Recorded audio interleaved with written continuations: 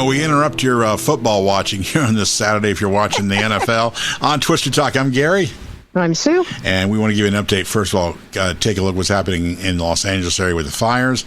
And then we're going to jump into the cold weather.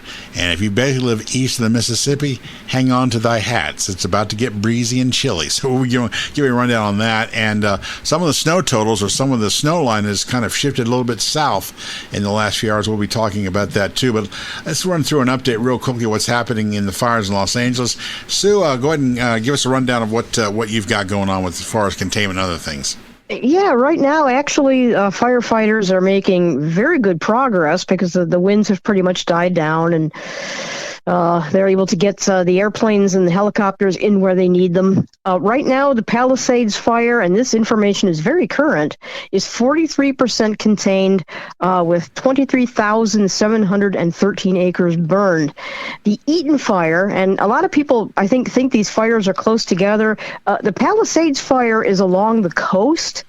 The Eaton fire is up by Pasadena, so they're actually separated by some miles. They're basically on two different sides of downtown LA.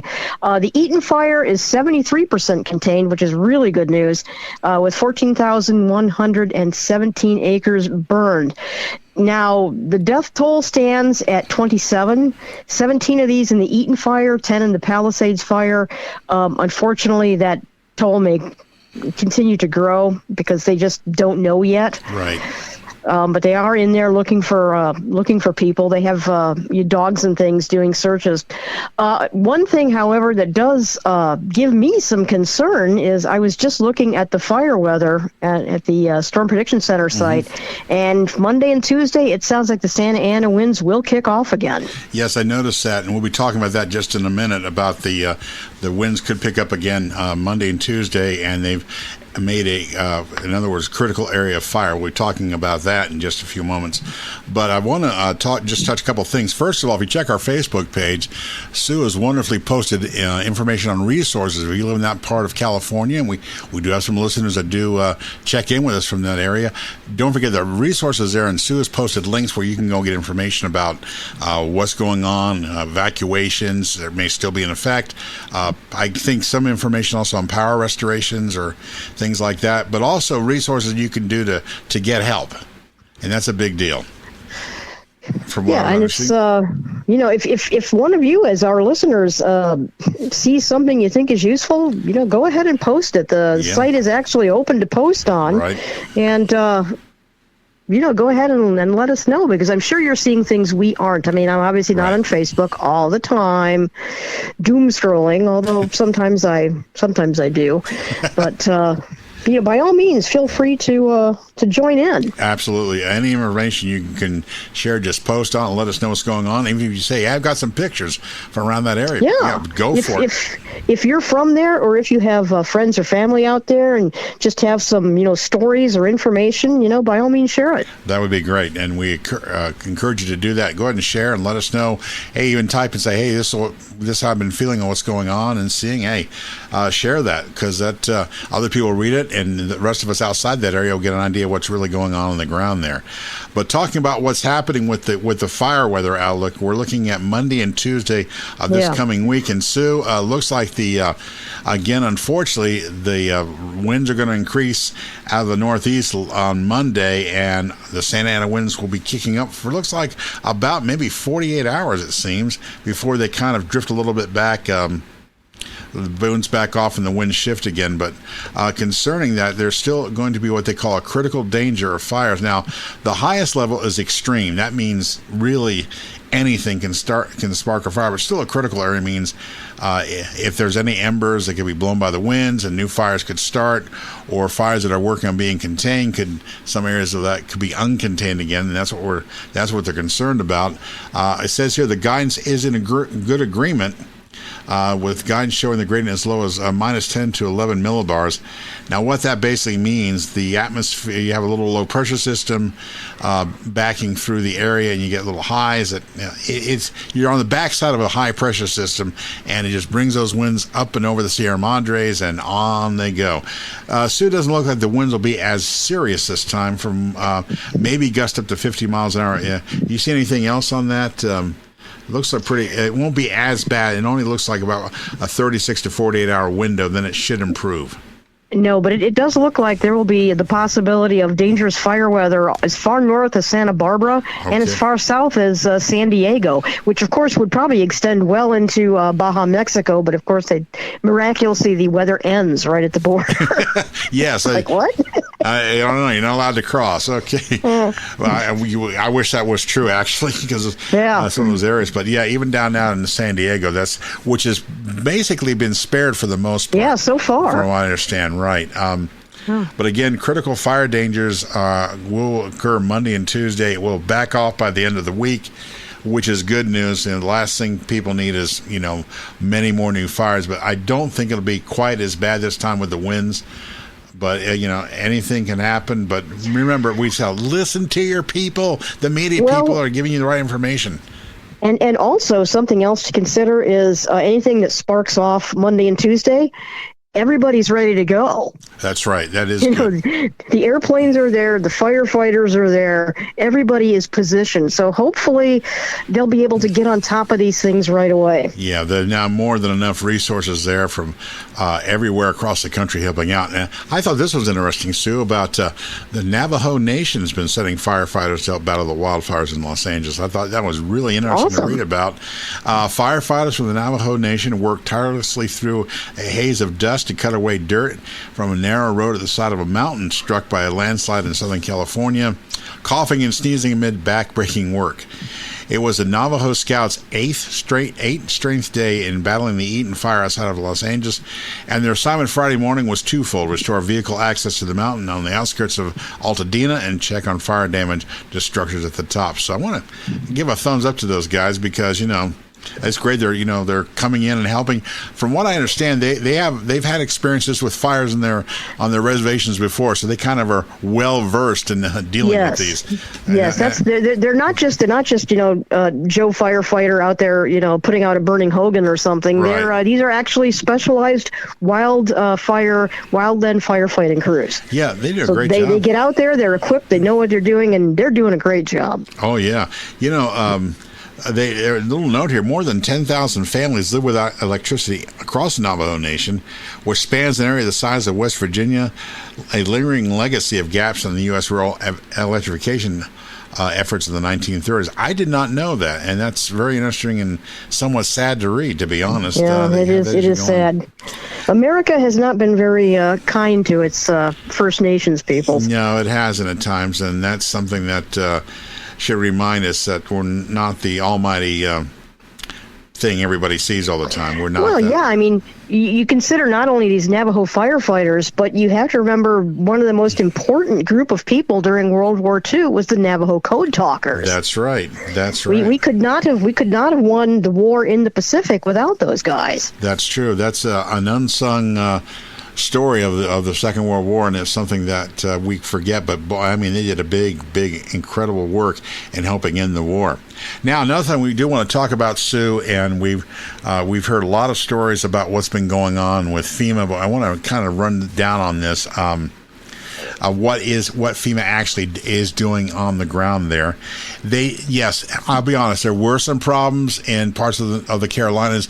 They were remedied quickly, but yeah, there were problems. And I'm going to tell you everything. Folks, nobody is going to get this thing 100% right. You're going in a disaster area that's been devastated, whether it's Asheville, after Katrina, they were in there as best they could, but it was a mess.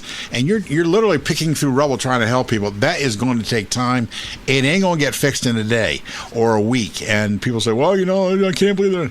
Believe me, folks, I've had friends and family go through these disasters, and it takes a while to pick up the pieces, and it's not easy. So we want to let everybody know what's going on now. Displaced people with homeowners or renters insurance can receive living expenses to stay at a hotel or rental. The FEMA has several programs for displaced residents. They will pay for short-term stays at participating hotels and motels. That's right, not everybody is in on this, so you have to kind of be careful about that. It does provide cash in advance for housing through its displacement and rental assistance program. Now, FEMA does reimburse out-of-pocket lodging expenses that are not covered by insurance. What about mortgage relief for homeowners? Governor Gavin Newsom's office on Saturday announced that 5 major bank lenders have agreed to provide mortgage relief to affected homeowners, including a 90-day grace period on mortgage payments, a 90-day waiver on late fees, and a 60 to 90-day moratorium on new foreclosures. The banks are the Bank of America, Citi, J.P. Morgan Chase, U.S. Bank, and Wells Fargo. So right now they can't kick the door down going, where's our money? They're not allowed to do that. So not yet anyway. Not yet. 90 days later might be a problem. But so if that's in effect, so if you're in that area and you mortgage is held in one of those banks, you can let them know and talk to them about the grace period. And they have to give it to you by law. They can't knock on the door and say, pay it, or show up, 3 weeks from now and say, oh, a late fee. No, they can't do the late fees. So remember that, and check the California websites, california.gov websites. There's information on those sites, I believe, that cover all this and the rules, and make sure that, that way you make sure you're not thrown in the street, but also the fact they know you're not going to be able to run to the bank and get the money done. I mean, it's not happening right now.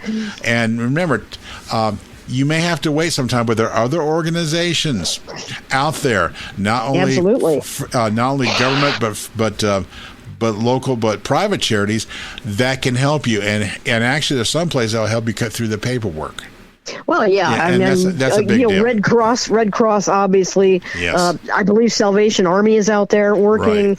Right. If you're have been burned out and you're in a Catholic diocese, you might want to check out St. Vincent de Paul. They're always helpful. Right. And just be open to finding out what's going on, and don't listen to rumors, please. Yeah, and even the people that I've talked about, Crisis Response International, they cannot be cut through some of the paperwork or their connections. The point is, there is no such thing as a stupid question during these times, all right? So if you have a question, ask somebody, and they will help you find the answer. So do that. Now, we're going to shift from the California fires, and we're heading out east. And Sue, it's starting.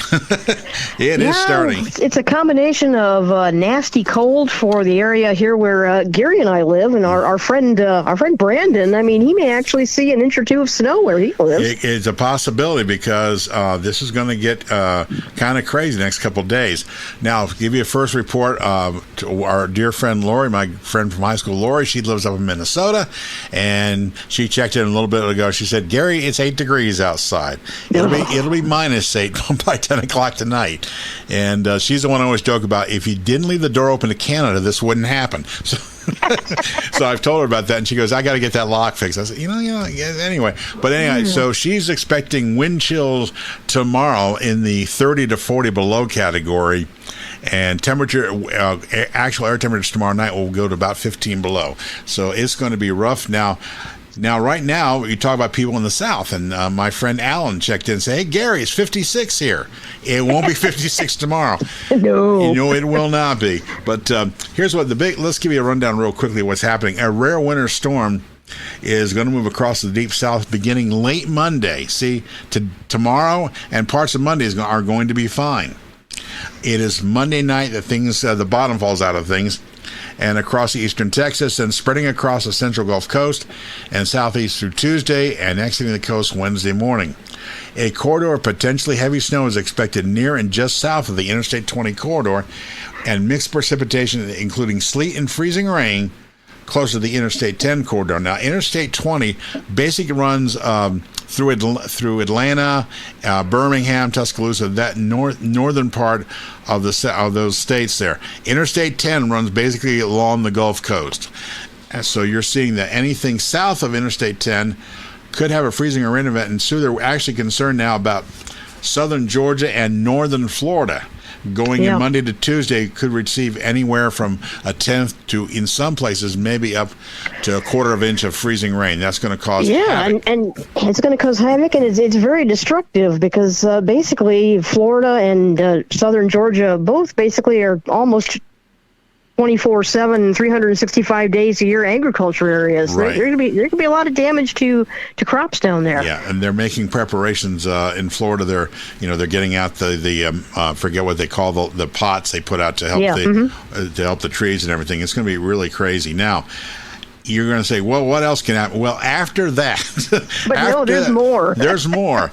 What really? After that, that brutal cold is going to move in down there, and we're telling you that up here we do get them every once in a while. We can handle it, but down there, it's pretty rare that the cold gets that far south where it's going to be extremely hazardous to be out. There are what they call cold weather watches out for that part of the country. What that means, that replaces some of the old freeze warnings they used to have. They're now used under cold weather watch or cold weather warning. So here's what's happening. After the rain, the snow and freezing rain moves through, dangerously cold Arctic air will move in all the way to the southern parts of the country. Now, it will not get all the way down the Florida Peninsula. It will not get that far south. So if you're south of that, if you go down toward Jacksonville or Miami, and not Jacksonville, but Miami and Orlando and places like that, and Tampa Bay, you won't get as cold. You'll chill off a little bit, but the brutal cold will not that far south. However, it will be brutally cold and very cold for this time of year from the Carolinas through Georgia, through parts of Alabama, Mississippi, Louisiana, and Texas, with temperatures, Sue, basically at night in those areas in the teens and highs only in the upper 20s to low 30s during the day for at least 3 days. Yeah. And so it'll start warming up by next weekend. Now, Brandon gave me some fill-in real quickly of what was happening in his area, and he was talking about the fact that he has today it's in the 50s, tomorrow it'll be in the 40s during part of the day, then it'll drop off, and then Monday and Tuesday it'll be in the 30s, and the lows will be in the teens, which is unusual for this time of year down there. So it will be cold. Now, they're not expecting a lot of snow. The snow has kind of shifted a little bit more north. They could get a dusting or an inch or so, but the concerns about 1 to 2 inches of snow looks like that's not happening right now. But again, I know I'm talking a lot, but I want to make this point, and Sue, we've talked about this before. Remember, these storms, they just don't go a straight line. They, quote, meander, as Brandon says. As Brandon would say. And if the low pressure system with these storms changes direction or moves north or south, that will affect snow and freezing rain totals that you may get in your area. So you have to be very careful about that. And and that basically can change until it starts. Yes. That's right. So you really have to kind of track this and keep an eye on what your local weather service office is saying. Yes, that's absolutely correct. You have to be on top of this and pay attention. You've got weather radios. You've got your internet. You can get internet service. You check in with the local forecast center. If you live in the Carolinas, it's Greenberg, Spartanville. You also have one up toward Raleigh.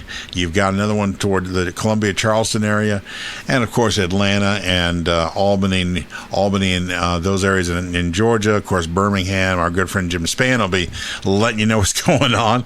He says he's going to be a lot busier than he thought this next couple of days, and I think so. I just couldn't work up. I couldn't work up a lot of sympathy for him, but I do appreciate all the work he does. He's an interesting guy. Well, we're going to talk to him again sometime down the road because anyway. But basically for the Midwest, the Midwest, upper Midwest, you're looking at temperatures Monday night into Tuesday, lows between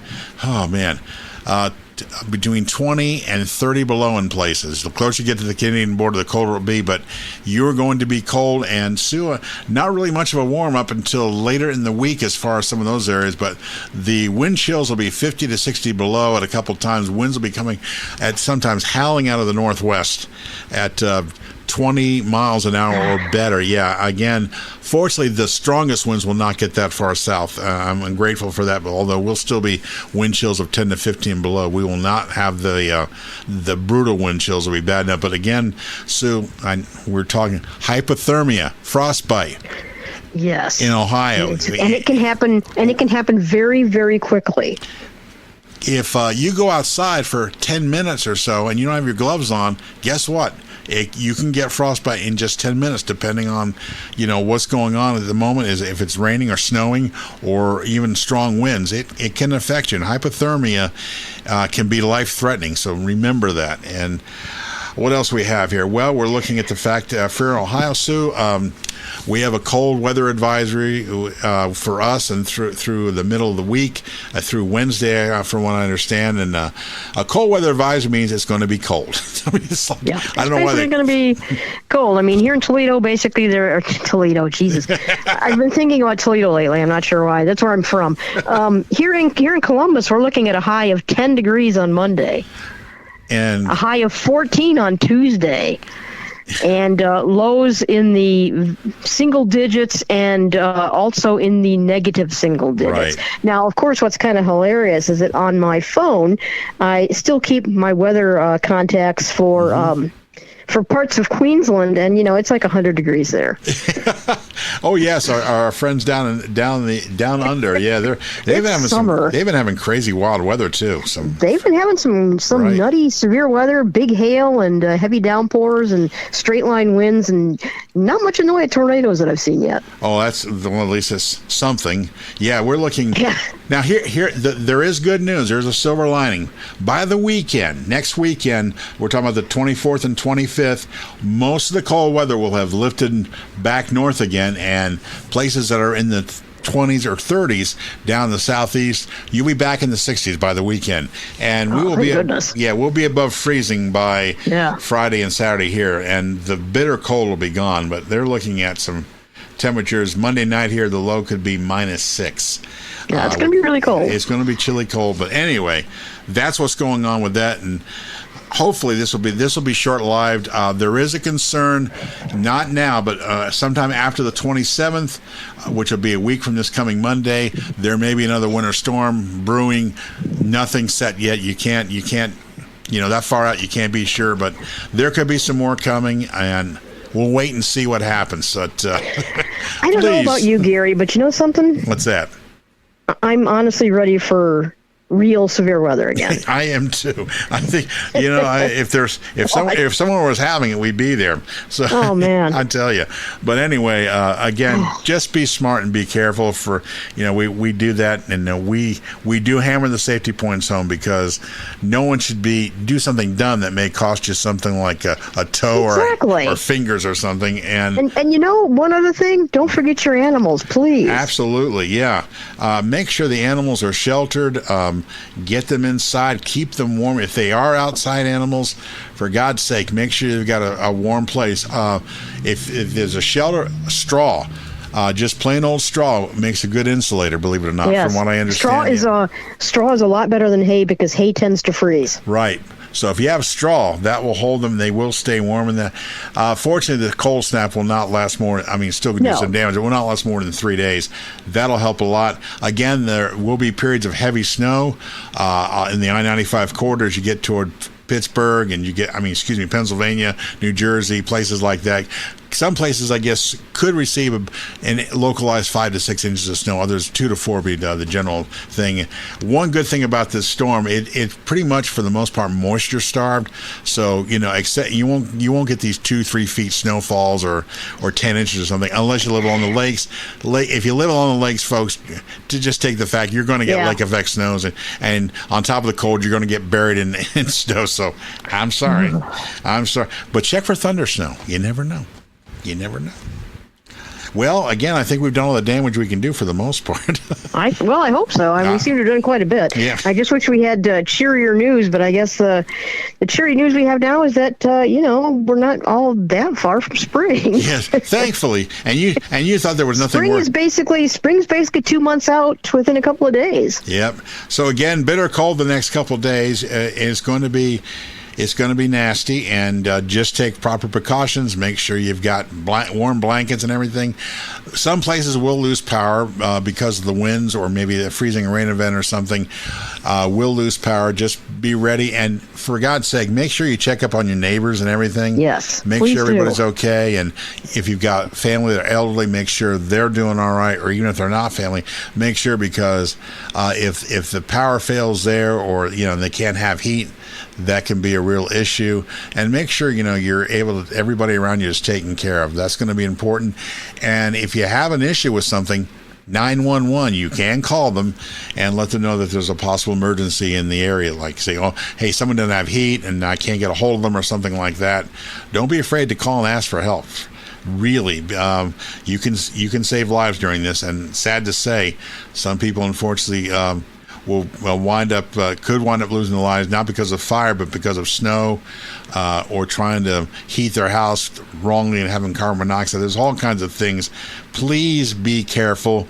Stay warm, stay smart, and you're going to be okay.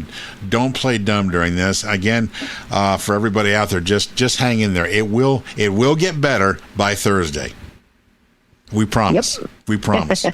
Well, I don't know. I wouldn't take it to the bank on that. Anyhow, so we'll let you go back to your football now. So that's right. Football's good. You can do that. Hey, and for Twisted Talk, I'm Gary. And I'm Sue. Stay safe, stay smart, and we'll talk to you tomorrow.